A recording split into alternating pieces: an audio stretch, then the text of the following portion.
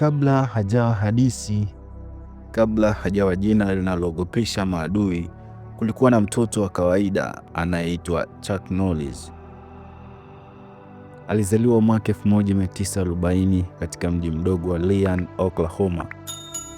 Maisha hayakuwa rahisi, ni ndoto tu na mapambano ya kila siku. Lakini kila hadithi kubwa huanza kwa changamoto.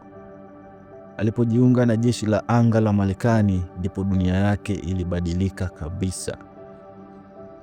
Alipelekwa Korea Kusini, mahali alipokutana na sanaa ya mapigano. Alijifunza kwa bidii siku hadi siku mpaka akawa bingwa wa dunia wa karate. Kutoka hapo jina lake likaanza kusikika kote duniani.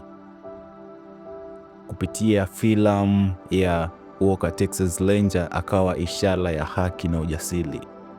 Lakini si nguvu tu, bali hata moyo wa kusaidia wengine. Mpaka leo Chuck Norris bado yuko hai na hadithi yake inaendelea, kwa sababu mashujaa wa kweli hawafi kirahisi, wanaacha alama zisizofutika milele. Hii ni hadithi ya Chuck Norris.